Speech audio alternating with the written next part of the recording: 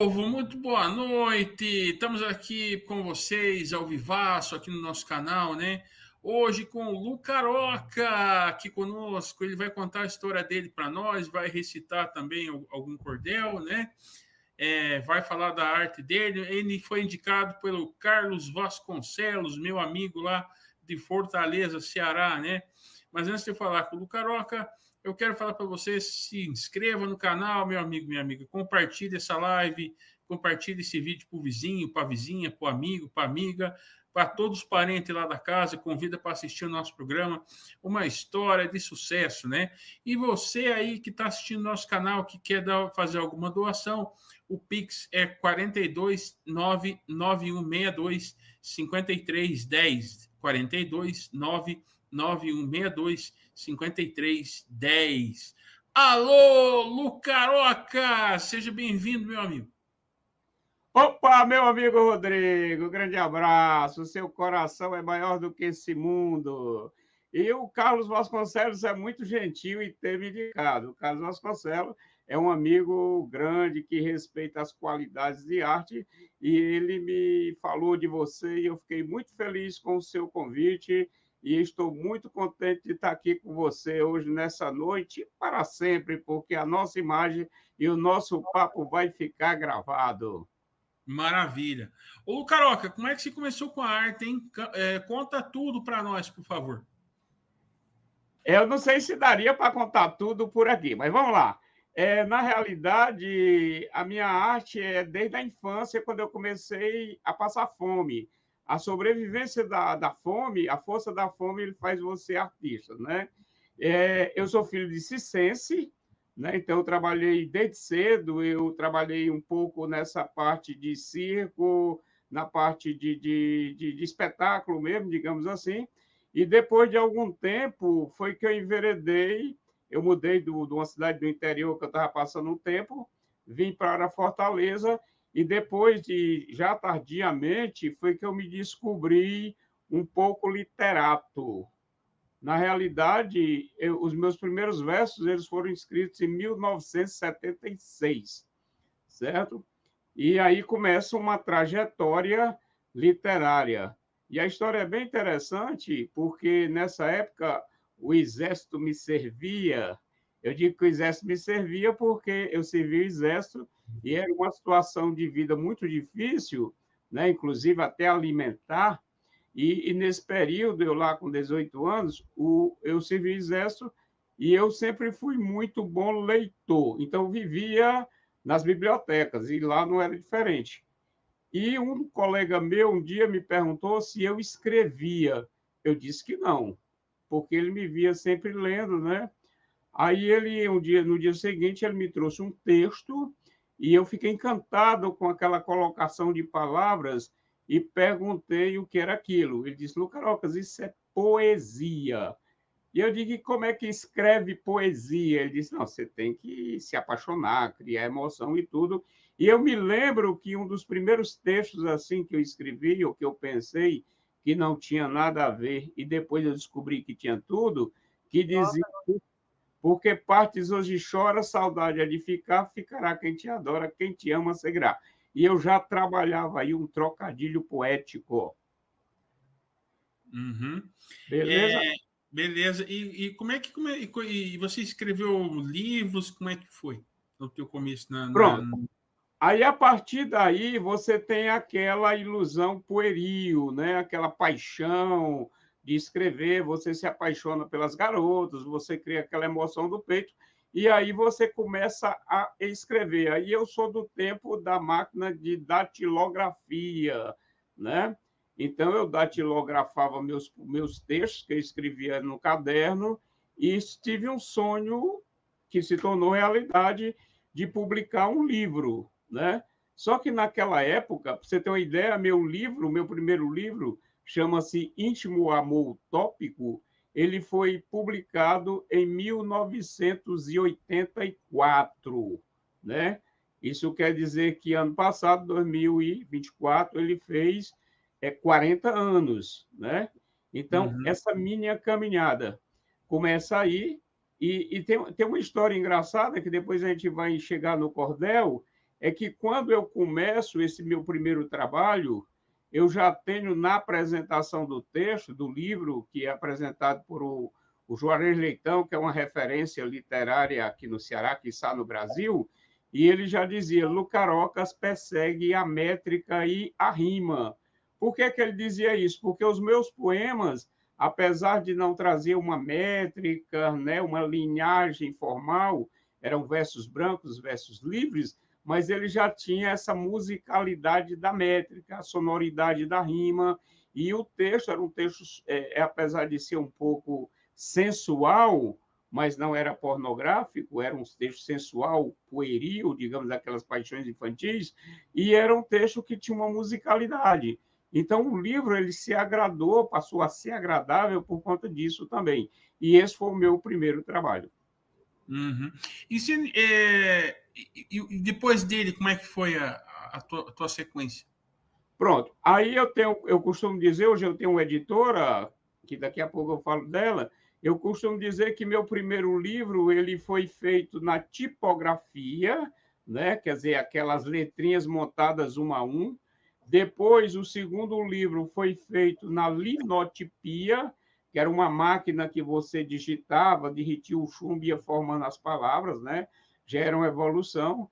O terceiro livro ele foi publicado em offset, né, que é quando fazia a chapa para rodar o livro, e a partir do quarto livro em diante, se eu não me engano, aí já foram feitos por mim, dentro das minhas simplicidades, e hoje a gente já tem um equipamento melhor.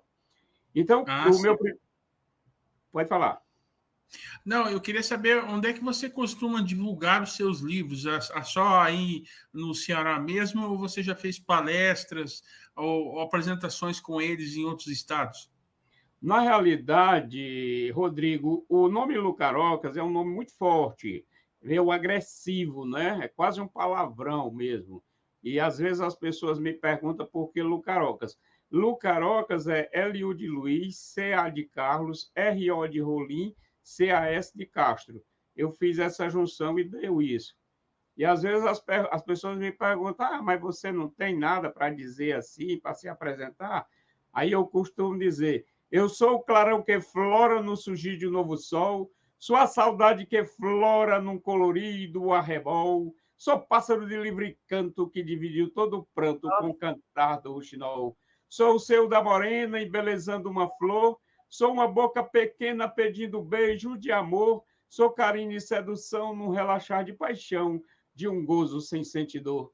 Sou verde da natureza, sou águas em pororocas, eu sou o canto e a beleza, eu sou queimada, sou brocas, eu sou toda a fantasia nas rimas e poesia dos versos do Lucarocas. Eu sou Oh, o maravilha! Adorei, Lucarocas. adorei, adorei, adorei. E você faz isso em muitas escolas, Lucaroca? Pronto. Então a gente começou a fazer isso. Eu tinha uma dificuldade. Então tem umas histórias assim muito, digamos assim, muito abençoadas, né? Porque quando eu lancei esse primeiro livro, eu fui convidado para participar de uma semana universitária lá no Iguatu. Só que o detalhe, naquele tempo eu não tinha a habilidade que eu tenho hoje de assumir um palco e declamar 1 hora, 2 horas, né, de poemas tanto meu como dos outros. Eu lia. E uma das primeiras apresentações que eu fiz, né, em 84, se não me engano, 85, foi numa semana universitária na cidade de Iguatu, aqui no Ceará. E eu estava assim de lado e alguém me chamou e disse: depois daquele velhinho terminar de dizer os versos dele, é você. Aí o velhinho desceu. Depois eu descobri que o velhinho era Patativa do Açaré. Aí você já ouviu falar, né, do Patativa do Já, Açaré? tá. O Luiz Gonzaga fez uma música para Patativa. Já ouvi. Pronto. E aí eu não sabia que o Patativa era o Patativa, ia ter a dimensão dele, e nem eu sabia que o Lucarocas ia também evoluir no processo literário.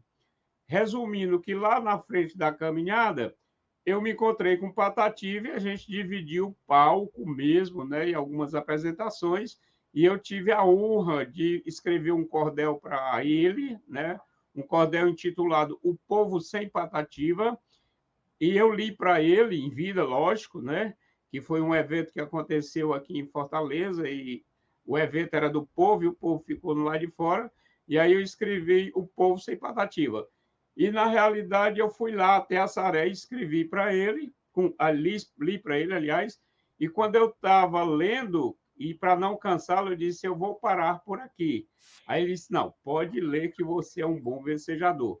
E eu tenho quase 1 hora de filmagem desse material com o Patativa do Assaré, que para mim foi uma grande honra ter conhecido, ter convivido e ter trabalhado um pouco a literatura com ele e a partir dele também. Eu vou te pedir depois, Lucaroca, que você mande um pouco desse material para dividir conosco aqui, porque é importante. Patativa do Assaré é uma lenda da literatura também, né? Exato, farei o maior prazer. E como é que você começou com a paixão pelo cordel? Bom, aí já tem uma polêmica, né, que tem alguns colegas meus que acham que eu os diminuo na minha classificação quando eles me chamam de cordelista. Eu costumo dizer que eu não sou um cordelista, eu sou um escritor que escreve cordel. Por quê? Aí eu justifico. Porque antes de eu começar a escrever cordel, eu já tinha uns 4 ou 5 livros publicados, né? Então, comecei a escrever cordel depois.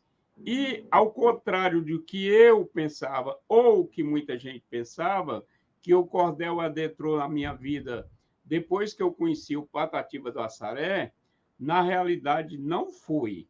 E aí tem uma história bem interessante. Talvez eu seja o único aluno que fez, a única pessoa que fez mestrado em literatura de cordel, não pegando a base da literatura, mas na literatura de cordel em si, na Universidade Federal do Ceará. Quando eu estava fazendo esse mestrado, um professor de nome Botelho me fez refletir sobre como o cordel tinha se introduzido na minha vida. E eu, ingenuamente, fui pesquisar e me lembrei, e aí a justificativa lá do meu primeiro livro, de eu ter uma perseguição da métrica em rima. Aí eu me lembrei que, quando eu era criança, o meu tio tinha uma mala, e nessa mala eles tinham os folhetos do cordel. E esses folhetos, esses textos eram lidos para a gente, criança, antes da gente dormir. E eu até, no meu texto lá, eu falo que a gente sonhava com reis, com princesas, com príncipe, e a gente se sentia um herói naquela literatura. Obviamente que a minha imaturidade na época não iria me levar, né, a entender que um dia eu ia utilizar isso como recurso, mas isso ficou internalizado em mim. E o que é mais interessante dessa história, eu vou quebrar um pouco aqui da sequência, porque senão fica longo, mas para você ter uma ideia, hoje eu tenho os folhetos que foram lidos para mim quando eu era pequeno, ou seja, aqueles folhetos que estavam na mala, eles hoje fazem parte do meu acervo. Para você ter uma ideia, eu estou reeditando uma agora que ele é de 1952, né? E eu sou de 1957. Ou seja, historicamente, eu tenho o cordel enraizado na minha mente, no meu coração e na minha alma, desde quando eu era pequeno. Uhum. Você falou desse livro de 84, certo? Que você fez. E depois, quando saiu os próximos? Aí, na sequência, o primeiro foi o Íntimo Amor Utópico, depois eu fiz Passos da Imaginação, Os Amores do Poeta, depois eu fiz, eu acho que eu tenho até por aqui, que é uma confusão doida. Aí depois eu fiz Passos da Sedução, Prazer do Amor, aí eu tenho Encontro, Visão de Luz, aí eu tenho Poemas para Declamar, e, recentemente, Rodrigo, eu vendo a necessidade de alguns colegas com dificuldades de fazer, de pesquisa mesmo, de cordel e tudo, eu fiz um livro, né, montei um livro chamado Literatura de Cordel, Sertão, Dicionários de Rimas e Palavras Afins. a ideia desse livro é que as pessoas possam pesquisar e exercitar a rima através do dicionário e também tenha um banco de palavras afins para a gente para pesquisar, para se apoiar no texto. Porque a gente vê hoje que tem muita gente fazendo cordel, escrevendo cordel, mas que está pecando em alguma coisa, ou seja, tá mais pela empolgação, sabe? Porque está na mídia, porque quer aparecer, mas na realidade está faltando um fundamento embasado para que o texto tenha uma estrutura. Para você ter uma ideia, ainda tem gente hoje, em pleno que é 14 de 3 de 2025, que ainda confunde cordel com folheto. Uhum. Porque um cordel são quantas estrofes? Não, o cordel ele é texto. O cordel ele não tem uma determinação. O cordel ele é um texto que tem uma estrutura básica que a gente chama um tripé, né? Porque quando é tripé não fica em falso, né? Que na realidade existe mais que um tripé, as pessoas só se afinam no tripé, que chama-se rima, métrica e oração. Então, o que é o cordel? Na sua base, é um texto narrativo em versos, né? Por ser um texto narrativo, eles têm que ter, deveria ter, né, os elementos da estrutura narrativa. E hoje a gente peca nisso porque nós temos cordel sem Mas, começo, em sem meio. média, o cordel tem que ter um tamanho determinado ou você pode fazer um cordel pequeno, por exemplo? O cordel, como é texto, você pode fazer até um cordel, um texto de cordel com 3 estrofes: introdução, desenvolvimento e conclusão. Agora, na publicação do folheto, que aí é outra história, né? Se convencionou devido à dobradura do papel, porque o cordel, quando chegou, ele era uma folha solta, certo? Aí o Certo. que fizeram? Dobraram a folha.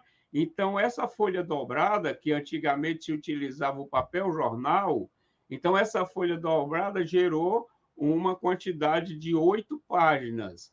E aí foram estipulando na construção do folheto, não é do cordel, é do folheto, uma multiplicação de páginas. Então, um folheto de 8 páginas, um folheto de 16, um folheto de 32, né? Mas tem gente, por exemplo, esse folheto de 1952, ele tem 42, é um romance, né? De um autor bem renomado da época, é um romance que tem 40 páginas. Então, o texto ele é do tamanho que você quer colocar. O suporte, que era o mais comum, porque é o mais comum, porque antigamente, aliás, uma das maneiras mais fáceis de se publicar era folheto, de divulgar o seu texto.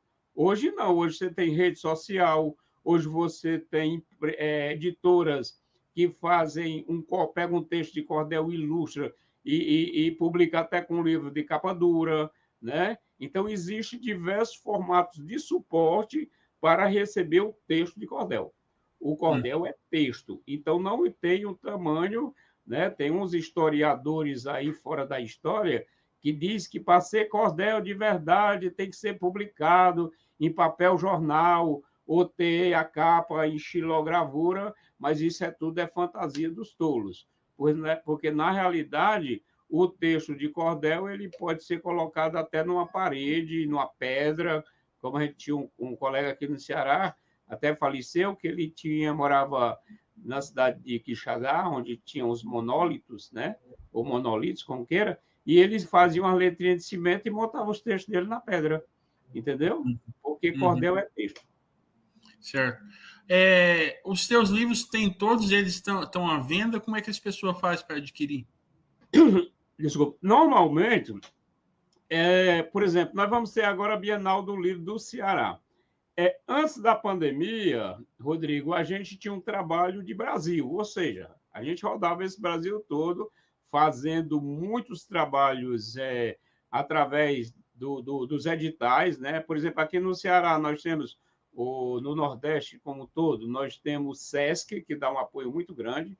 Por sinal, recentemente agora encerraram-se as inscrições de um projeto chamado SESC Cariri, que ele abrange uma região do Ceará, centrado basicamente em 3 cidades, né, que é Crato, Juazeiro e Barbalha, que é um grande centro cultural, e ele contempla gente do Brasil inteiro.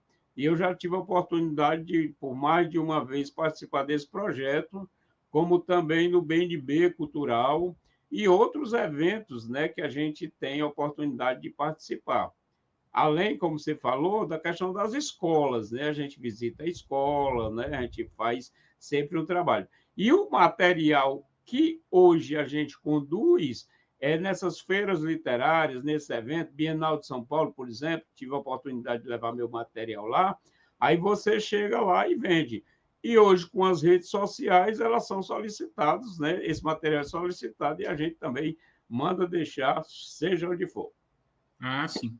O que você pode recitar um pouquinho para nós aí, dos teus trabalhos que você queira mostrar aí? Fica à vontade. Deixa eu falar uma historiazinha. Quando eu escrevi meu Oh. primeiro texto, né?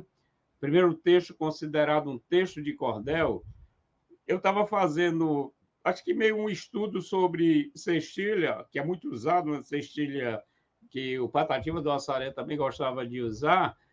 A cestilha é uma estrofe de 6 versos, geralmente ele é metrificado em sétimo.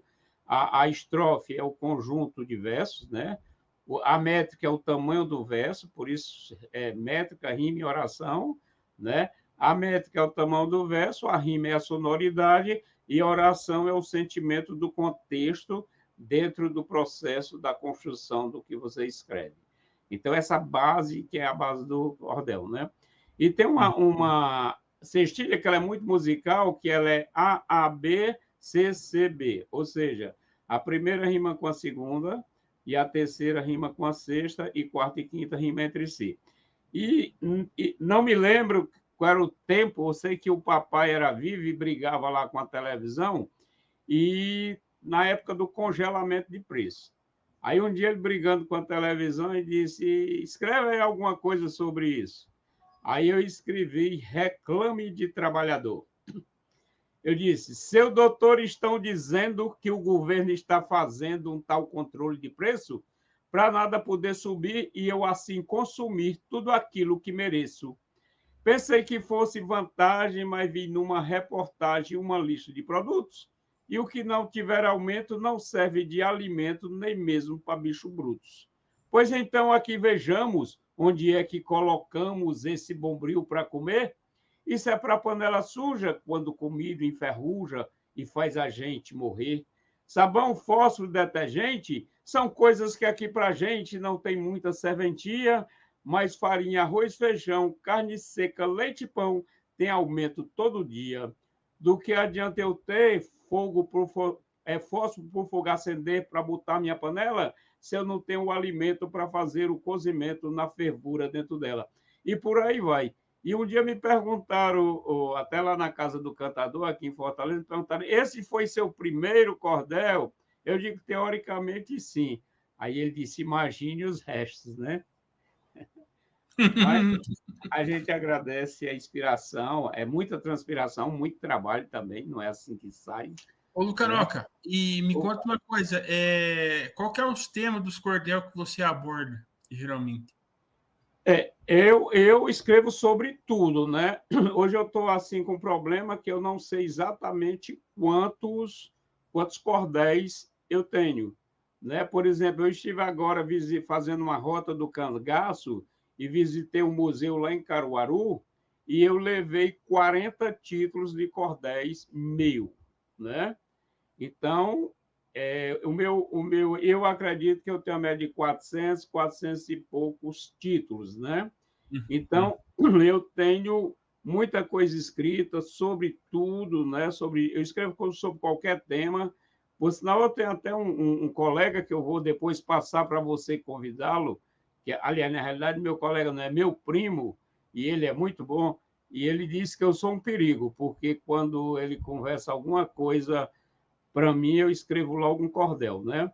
Mas eu tenho sobre canudos, eu tenho, deixa eu ver o que é que eu tenho aqui na mão, aqui, ó. Eu tenho canudos, eu tenho câncer, ABC da prevenção, fiz um trabalho sobre Che Guevara, fiz um trabalho sobre o Lauro Menezes, tem, tem um muito bom que tem os de gracejo, né? Porque o cordel, se ele tiver um título bonzinho, ele não vende. Por exemplo, eu tenho um texto que se chama O Pastor que Comia as Ovelhas da Igreja. Aí eu tenho. É um negócio sério. Aí eu tenho um colega que é um evangélico ferrenho, né? Desses que briga por tudo, né? Aí ele foi o primeiro a receber meu cordel. Aí, quando ele viu, fez uma cara feia, a mulher dele já dizia para ele, lá vem Lucarocas com as imoralidades dele. E, na realidade, aí eu disse para ele, né? Isso foi até numa feira lá no Iguatu, entreguei para ele, eu disse, se tiver alguma coisa que desabone a conduta, eu mudo o título. Aí ele leu e foi folheando e foi lendo. Quando terminou, ele disse, eu queria ser um pastor assim. Por quê? Porque se você bota o pastor bonzinho, sabe, não chama atenção, ninguém vai querer ver, né? Uhum. Esse primo que depois eu vou pedir para você convidá-lo, não vou dizer o nome aqui, senão perde a referência, né? Quando você novidade, ele é muito bom, né? Aliás, muito bom sou eu, ele é ótimo, excelente, né? Desculpa, aí ele disse que não pode contar as histórias para mim. Aí ele me contou a história lá do namoro com a evangélica, né? Aí me contou uma história, aí com 2, 3 dias eu tinha escrito um cordel, Os Prazeres da Eva Angélica, contando, narrando logo a situação sem dizer o nome, né? Uhum. Aí ele diz, rapaz, você é um perigo. Tem outro bom que vende muito, é A Freira que Virou Quenga. Hum.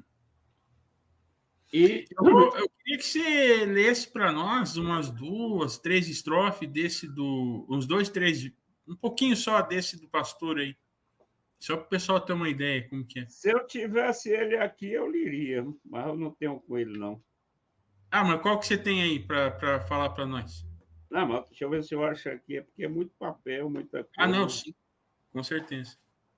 Eu tenho patatinha que eu peguei ali no coisa, porque eu estou reeditando o meu material, porque nós vamos ter agora a Bienal do livro, né?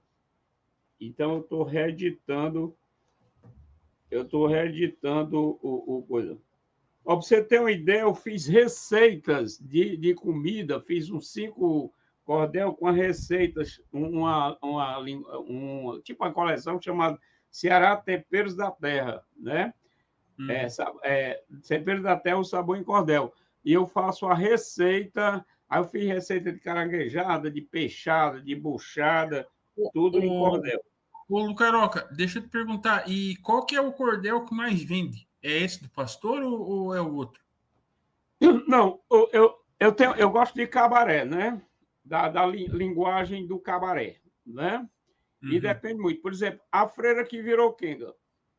Todo cordel, todo texto que você escreve, ele tem uma história. Todo poema tem uma história, né? Sim. Por exemplo, quando eu falei aqui do pastor, eu estava me referindo, eu faço uma abordagem sobre essas igrejas que eles criam em cada esquina, né? Sei. Todo dia botam uma igreja, aí já pede as cadeiras, já pede a caixa de som, né? Eu faço essa abordagem.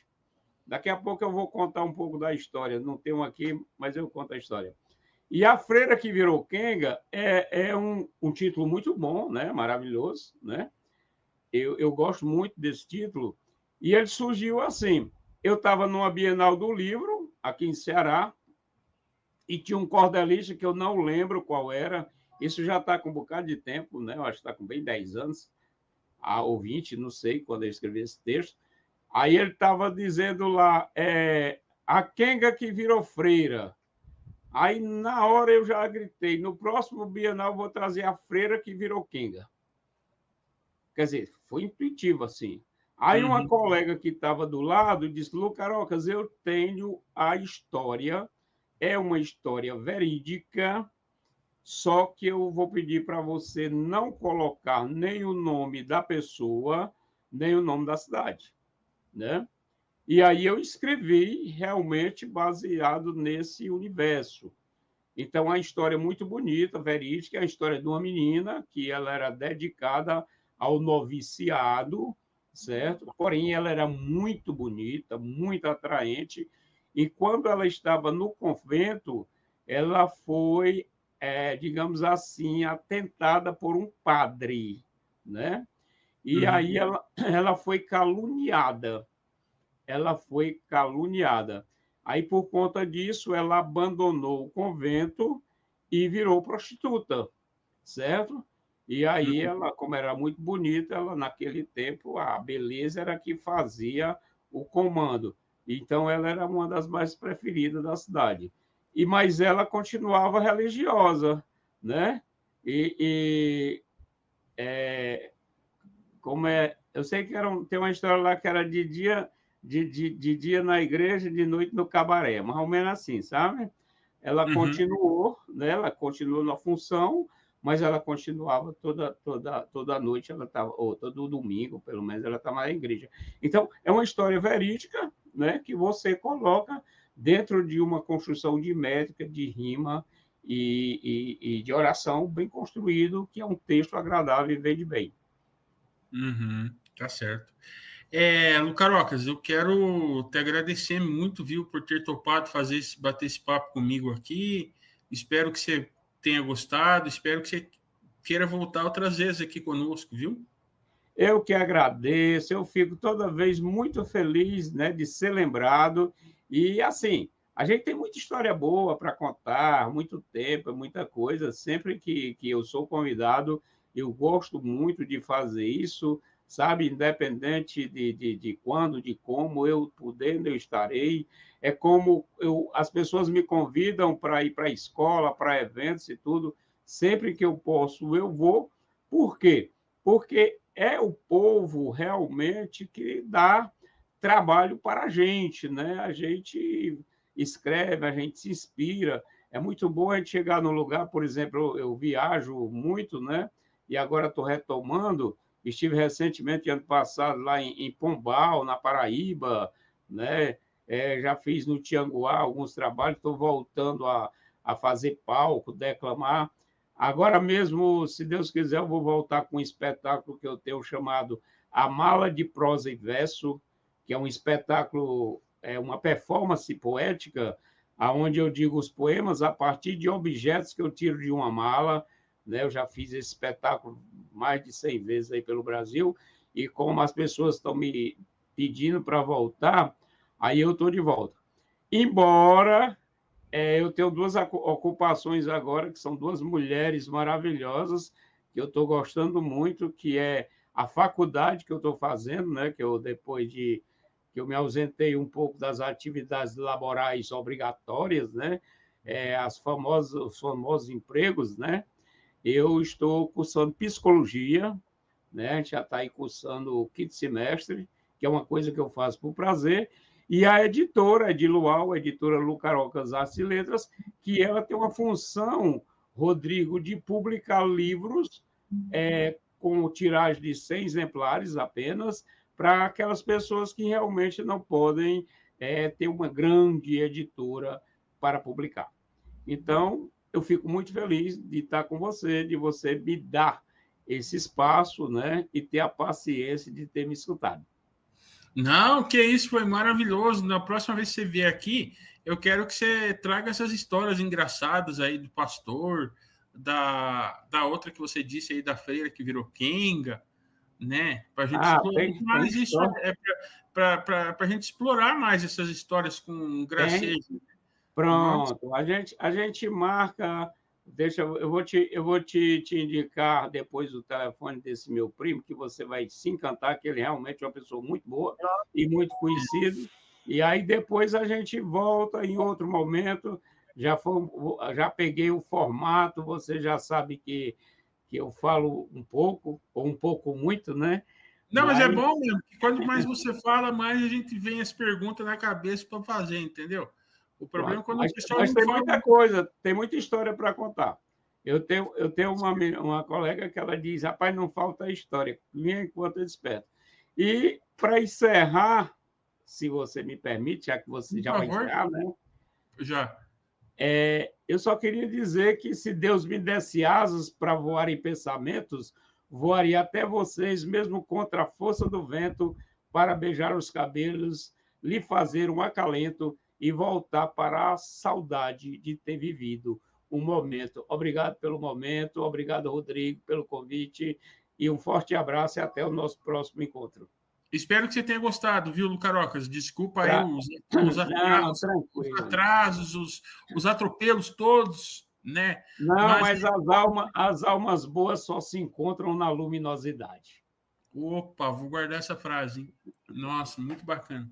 Lucarocas, senhoras e senhores, Deus abençoe, Lucarocas. Felicidades para ti.